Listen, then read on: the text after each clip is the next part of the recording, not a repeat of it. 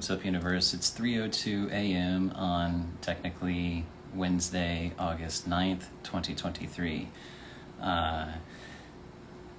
This is going to be another random, like, this stuff just keeps coming up. Like, I'm going back into the rabbit hole. My energy relationship to it is much different, and I can't help but cheese in a way, just because it's a defense mechanism. It's like, what is going on? The first thing that I wanted to mention is going back to Mike Maloney's 7 stages of empire. Now, if you've been following me, you know that I've been talking about the number 7, or that I did talk about the number 7. It's been coming up. And if you remember from the Beginner's Guide to Constructing the Universe, 7 represents that repetition. It's a repeating series, right? It's a repetition of a series, which is interesting in this particular context, just because if we look at fiscal and monetary policy and the way that Western society, even from the ancient Greeks up until present moment, have created money, and the way that we've debased money or currency, it's a repeatable thing, and it has 7 stages, which goes in line with nature, with a capital N, right, and what the number 7 represents. So I found that interesting. Just wanted to call that out. And then again, so just, I'm not a financial advisor. I don't give any advice. I don't know. I'm not that guy. I just talk about this stuff because it's interesting, and it's obviously coming into my awareness again. I put that out there just because those assets that I liquidated to buy the biocharger in 2016, part of me freaking out in 2008 and 2009 is that I went into physical hard assets, meaning gold and silver. As I was researching all of this stuff back then, and if you're starting to look into this now, if you're getting into any of Mike Maloney's stuff, and anybody that he talks to, like Jim Rickards, Max, I don't know, he didn't necessarily talk to Max Kaiser, but Max Kaiser, anyway, some of those other guys that are in his program, I was turned on to hard assets, physical hard assets, things that I could hold, not like gold ETFs, not paper representations of gold or silver, like physical hard gold and silver. And my primary reason for this, and it was all tied in, we could just kind of step back and give you a little bit more of my history, right? So because this ties into astrology in a way. Ever since I was a kid, I was interested in astrology. And then when I graduated in college in 2003, I made a concerted effort to start researching astrology. And as I was going through my research into astrology, sorry,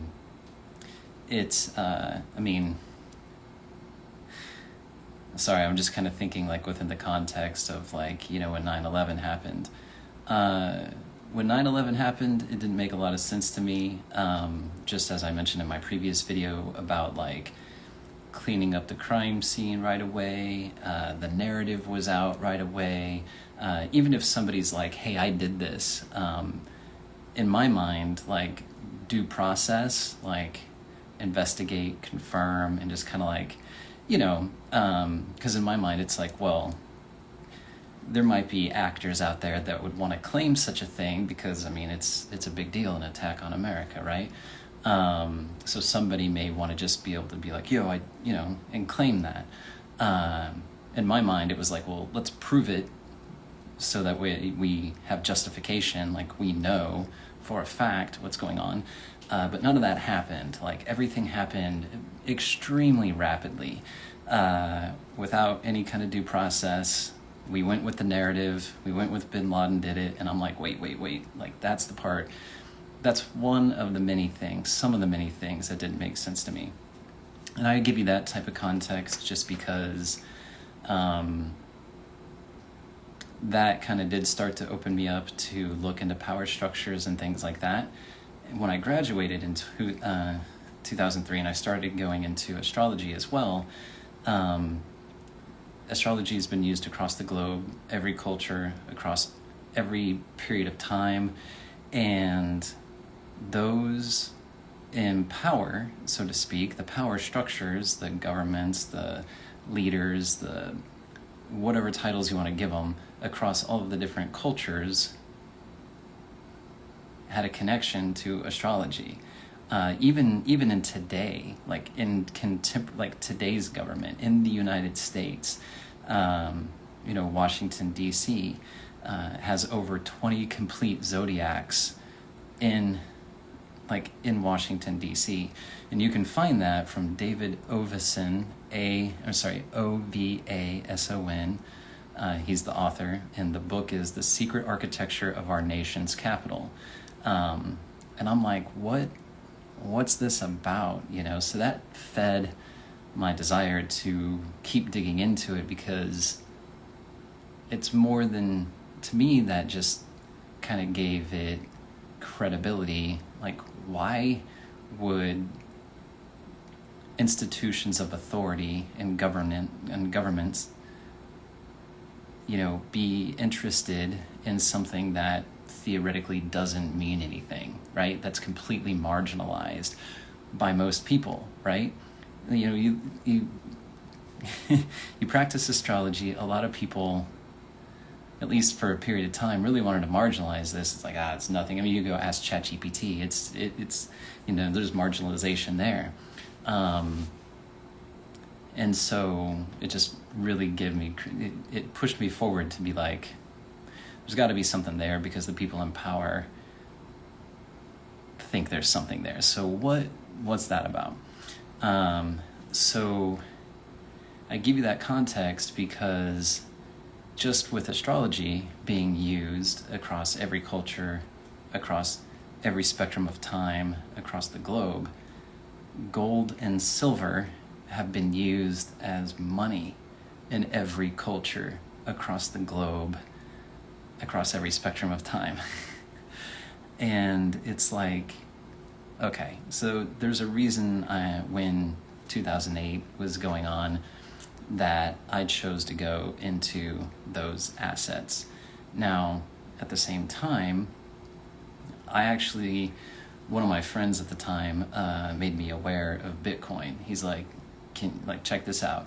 Bitcoin had literally just come out. Like, ground zero of Bitcoin. Like, it was under a penny or some crap like that. You know what I mean? It was easily a dime a coin. And had I taken the assets that I put towards buying gold and silver and put it into Bitcoin, I'd be filthy freaking rich, and I wouldn't have anything to worry about. Sometimes I kick myself for that. Most of the time I don't. Because I do have still a resistance to cryptocurrencies. I don't deny all of the benefits. I don't deny the technology. There's just still something inherently and intuitively, something that I resist to it. And I've spoken to some of that primarily. Like, one of the things I don't hear people talking about is the communication infrastructure that is required for this to work. There's some weaknesses to it that most people either kind of dismiss. And I say most people, I mean like people that promote cryptocurrencies. They either dismiss it or they don't talk about it. But there's the infrastructure that's required. There's the computing power that's required. There's the communication channels that are required. It is not a green technology. This is absolutely 100% not a green technology. Because one of the things about the blockchain is that you've got multiple, and I confirm this with ChatGPT, our truth God, just to verify my understanding. But you've got multiple miners, right, working on the same work. And when one of the miners solves the puzzle, solves the problem, then that miner wins, and that block gets added to the blockchain, and that is the miner that gets the Bitcoins. And then all of that work all of that computational effort that these other miners were working on is trash. It's trash. It's worthless. Yet it has very real power expenditures. Like that's really that's raw energy and raw computing cycles that were expended for nothing. And I'm like, well, that's not green. So there's some things that I just have, like, you know, there's a lot that I could go into, but I have resistance towards that. So that's part of the reasons I went into physical gold and silver. And then this is going to be just kind of a meandering, there's multiple things here in this. I'm just going to, like, none of it's tied together in like one big thing. It's just like, here's something, here's something, here's something. So that's kind of my take on cryptocurrency and what kind of put me towards like physical hard assets, because I trust history. I trust things that have repeated itself and things that withstand the test of time. That to me is like a real thing. If it's something that can withstand the test of time, I'm going to look into it, because everything changes. So if astrology has stuck around, maybe I'm going to look into that. If gold and silver have stuck around, maybe I'm going to look into that. And especially when it's withstood the test of time, been used across the globe, across multiple cultures, when there's so many different people and different views and different values that could have changed and decided it was nothing, but they all decided it was something all the time. I have to look at that, because there's not very many things that we can look at and say that has withstood the test of time. Like food, water, air, and shelter, right? Like you've got like the basics, the things that we need to survive as a species. That's withstood the test of time. Okay. When did money become a thing? Okay, with gold. I mean, it hasn't been around forever, ever, but it's been around for millennia. When did astrology be a thing? Okay, it hasn't been around necessarily forever, but it's been around for millennia. So what's that about? Okay, so then, to kind of bring things, just kind of shift a little bit, I was watching another one of Mike Maloney's, I think it's probably his third episode, and, he was talking about the nails in the coffin on the US dollar. Now, his videos are actually, I think this series is somewhat dated in a way at this point. It may be 10 years old or maybe even slightly older. So he had mentioned Iraq, selling oil in euros instead of dollars. And I was like, oh, when did that happen? So I looked that up. Iraq decided to start selling oil in euros instead of dollars in 2000. When was the US pulled into Iraq? When was that story fabricated? It was a fabrication, literally, and you can go look that up. It was all bullshit that we were sold to get our ass into Iraq. We were in Iraq by May of 2003, at least, right? By 2003, we were in Iraq. Now, it took some fabrication. You can go look this up. You can look up New York Times apologizes about the Iraq War and go look into it. And that's what the whole movie Shock and Awe on Amazon Prime is about. It's about how Knight Ridder and two journalists and the editor were publishing pretty much like the truth when no other news outlet was. And it was, getting us into Iraq was complete crap. It was all fabricated to create the political cover to serve an agenda. And it's a known thing. That's not a conspiracy theory. It's a conspiracy fact. That's a conspiracy fact.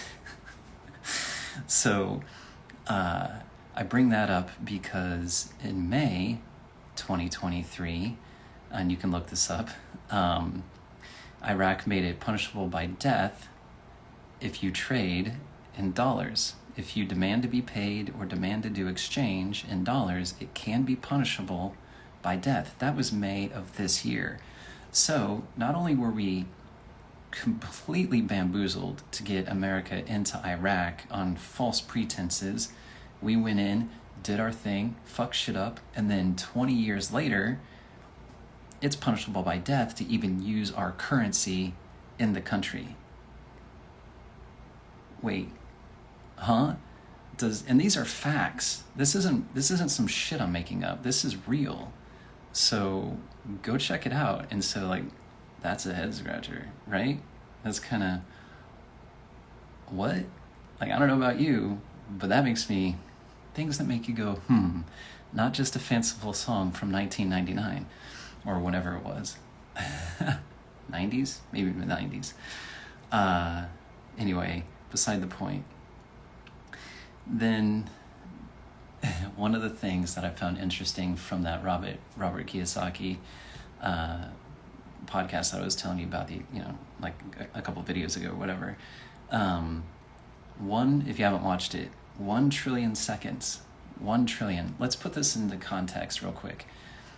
We have a debt of about $151 to $152 trillion. Now, these are words, but to put these numbers into perspective, like these are dollar amounts that like our brains really can't wrap around. And I'm going to say collectively our brains because they're fucking massive numbers. So to put it in context, 1 trillion seconds. 1 trillion seconds is 31,688 years. 1 trillion seconds is 31,688 years. We have $151 trillion in debt. That is 4,816,576 years. If we were making $1 a second, $1 a second, it would take us 4,816,576 years to pay that off.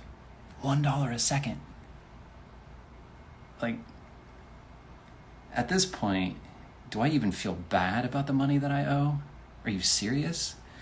Like, at some point, I do have to look at our government and our people and our leaders and the people that drive our monetary policy and be like, oh yeah, that 140 grand that I'm in the hole of, whatever.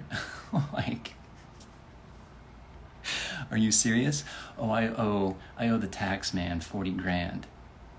Okay, dude, they owe the world $151 trillion, and we don't have that much assets.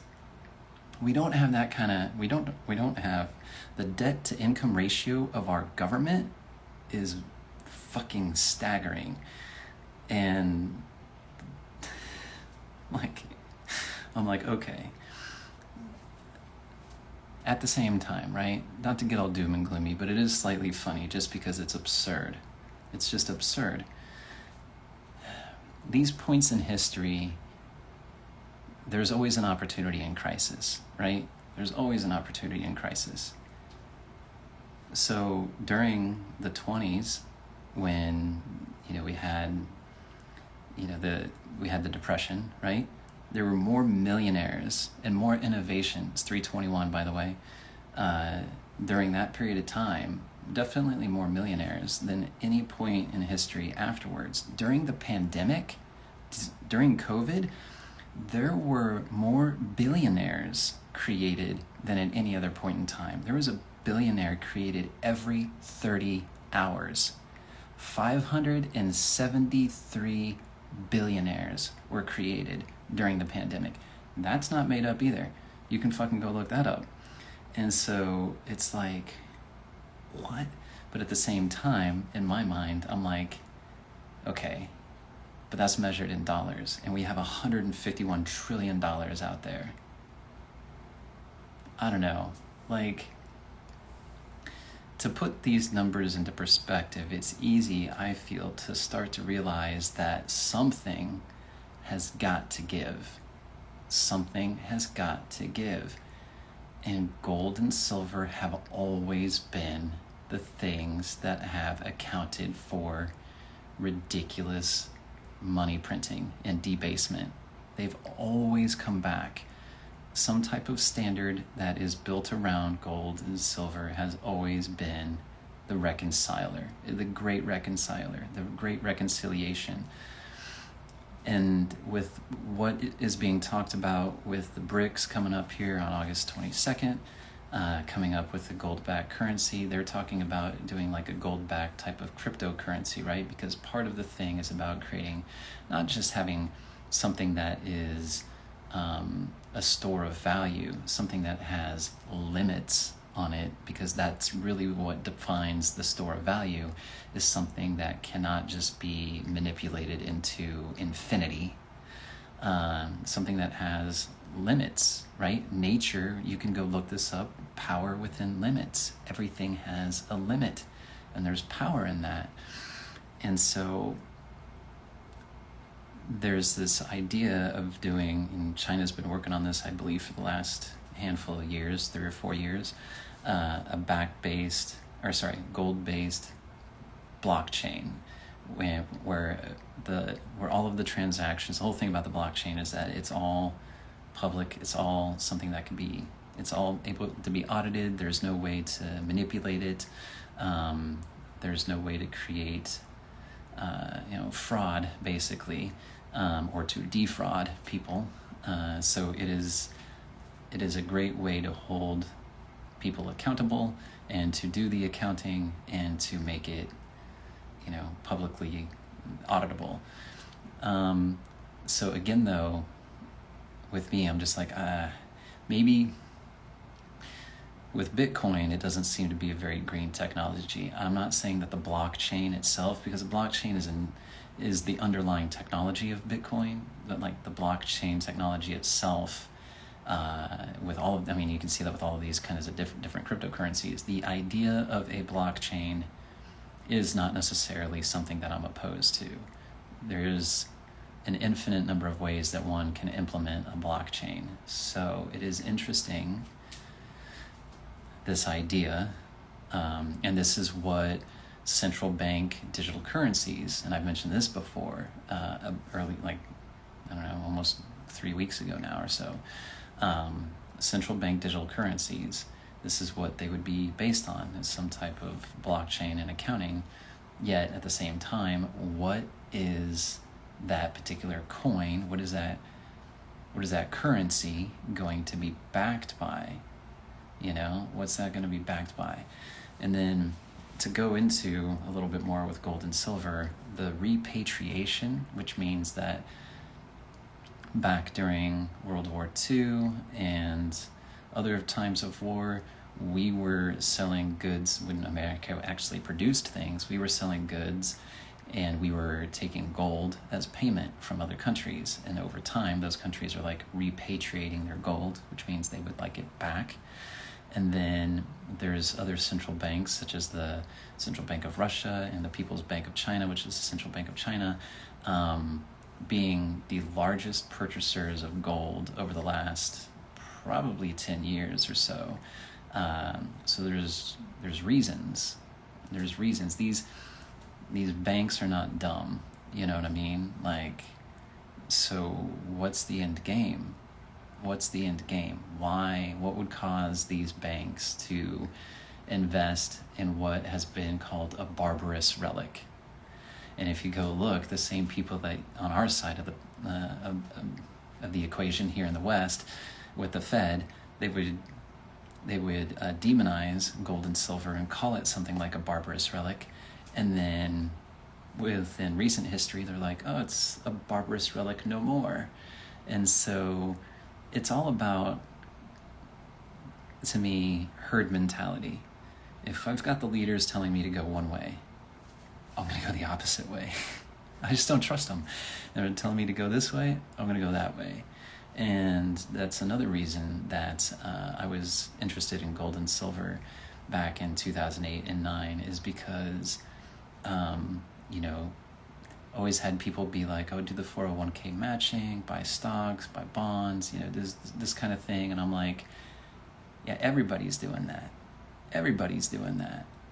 Like, what are my other options here, you know? And so that's another reason I went into that particular, you know, class of asset, and it's tier 1 class. It's a real thing. It's real money. And then as another thing, as a completely different aside, I ran into somebody that, and this is more on like the geopolitical thing and interesting information about what's going on in Ukraine and with Russia and things like that. There's a retired colonel, Colonel Douglas McGregor, and he's been on a number of different shows and podcasts and stuff like that. And his take on what's going on over there is very, I find to be insightful. And then there's just interesting developments as well with just the East or the Middle East. You know, just as far as like stuff that some of the military movement, some of our own military assets and where they've been sent within the last week or two. Things that aren't necessarily like front page news, yet it's happening. I wouldn't necessarily go far as to say that it is like, you know, meant to be. It could be described potentially as preparatory, or maybe, I don't want to say a show of force, yet the amount is not enough to be like, okay, we're going to go to war necessarily, and at the same time it's enough to be like, again, what's that about, you know? And then there's just other developments that particular region, while always active, has had some, I think, interesting developments within the last couple of weeks that are just curious. I'll just put it that way. Yeah, there's a little bit more that I have here just around the money stuff, but